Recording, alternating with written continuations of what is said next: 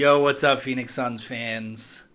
I just wanted to make this video to kind of just create a safe space for any of you guys out there that want to comment, want to share your opinions on what the heck just happened.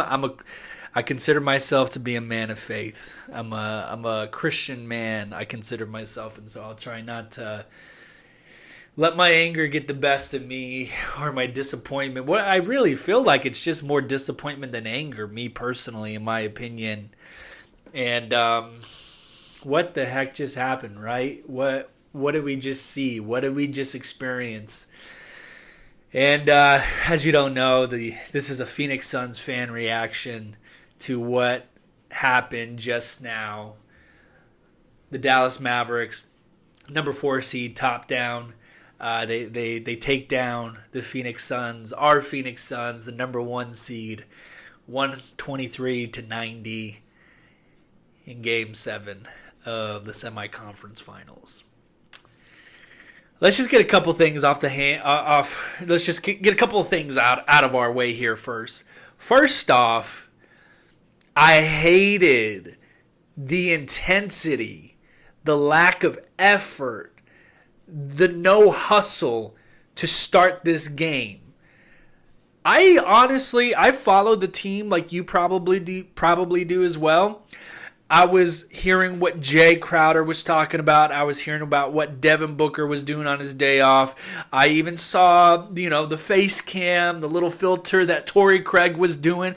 I didn't get too mad at that because, and maybe some of y'all wanted to see them be more intense about Game 7 the way they talked about it. But I understand approaching Game 7 that way. You definitely come off as a veteran when you're approaching it that way. You're saying, hey, this is because you gotta de-escalate Game 7 because everyone's talking about the anxiety, how nervous it can be because it's win or go home.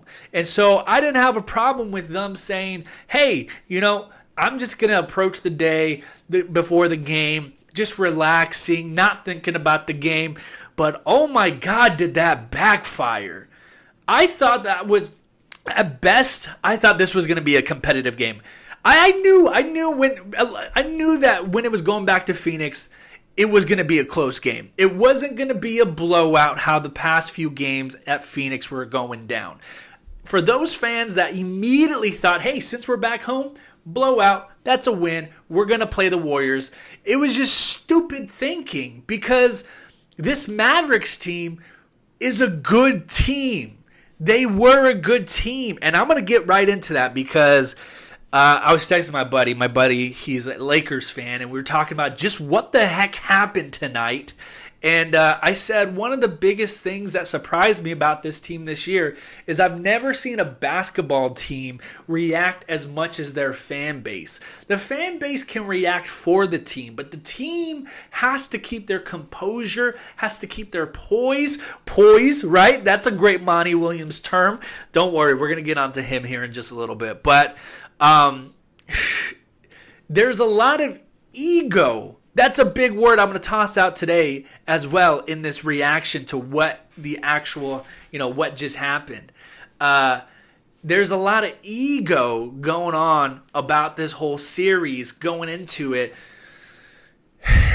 And truth be told, we were in over our heads in this game, in this series, in this playoff run. And it's just so disappointing to know just how high the ceiling was. And this is I'm going to ask you a question at the end of the video, but this goes along with why we're so disappointed and why some of us are so angry. For me, I think it's a lot more disappointment and sadness than it is anger. I was angry that first half.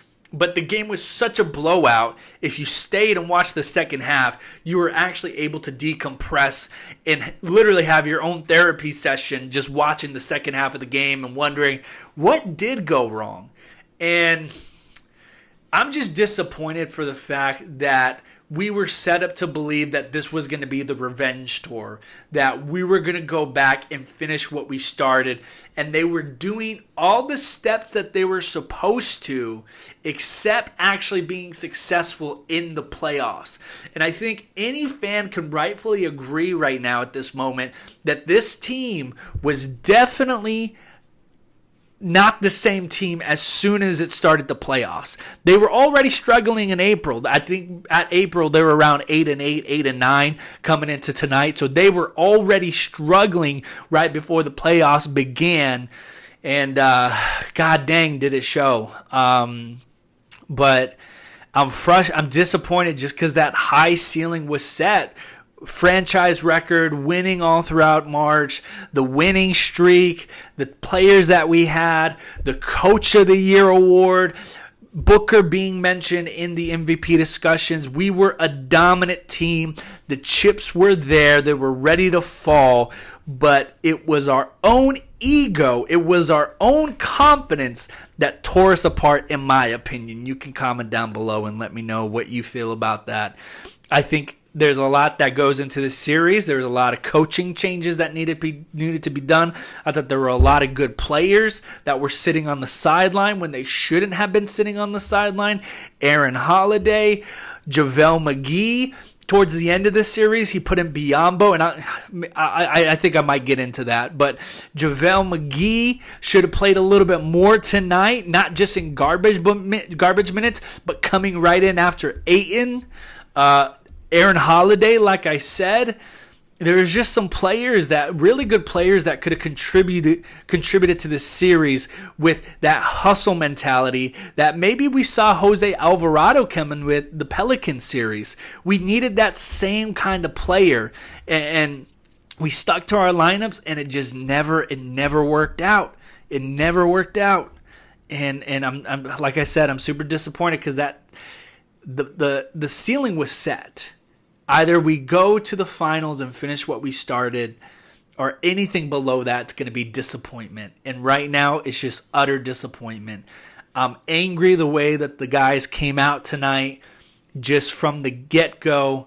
I'm mad at Monty Williams for throwing our offense out the window and trying to play and level up to theirs, trying to level up to the Mavericks. This was Ayton's series. This was DeAndre's Ayton moment to finally solidify that he is worthy of that contract.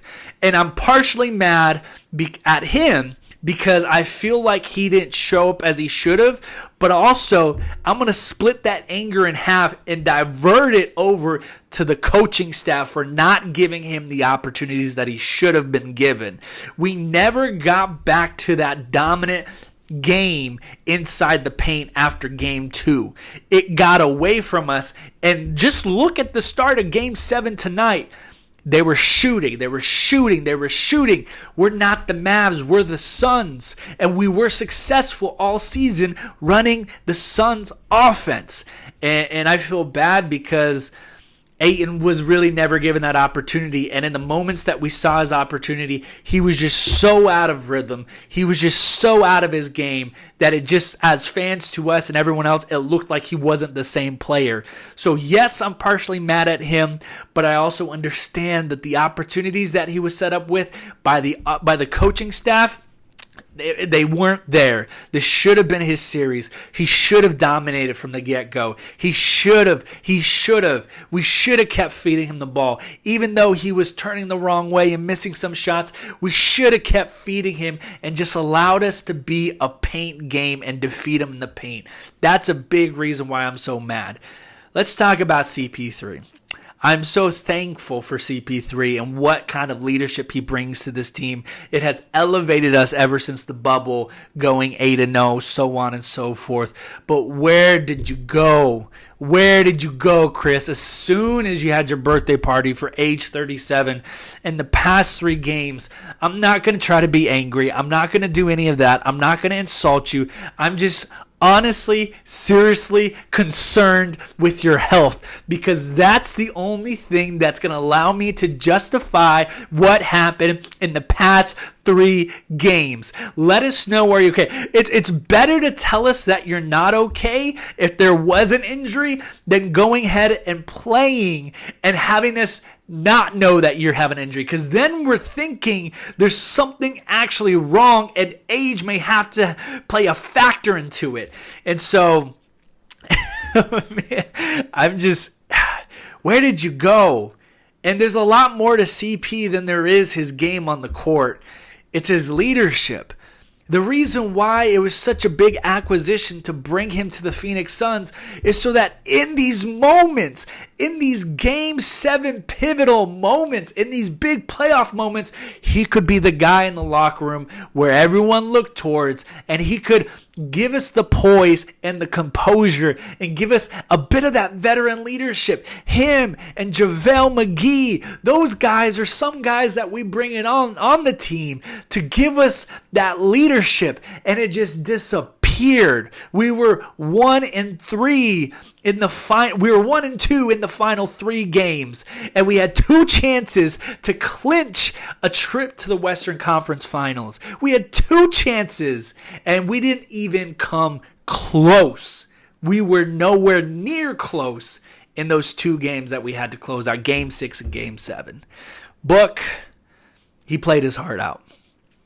I'm frustrated with his performance tonight. I feel like he definitely could have been a lot better. Again, the way the offense was set up tonight put no one in a place to succeed and get a win tonight. That's all I'm going to say. I'm going to leave it all up to you guys. I have no idea what's going to happen in the offseason. I have no idea who's going to be on this team in the offseason. NBA offseasons are crazy, and anything can happen. It's not as solidified as, say, other leagues. I have no idea what's going to happen to CP.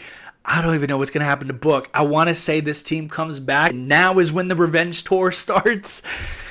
But you just never know. You never know. You never know. I'm so disappointed. And here's my question for you guys. What hurts more? And I'm just talking about with this team. I'm not talking about the Nash, Stoudemire days. I'm not talking about the Chuck days. What hurts more? Last year losing in Game 6 in the NBA Finals after being up 2-0, or right now when we were up 2-0 being the best team in franchise history and the best team in the NBA and losing like that in Game 7? Which hurts most? I want you to let me know. Could have been more. That's all I'll say. That's it. Signing out. Rally the Valley.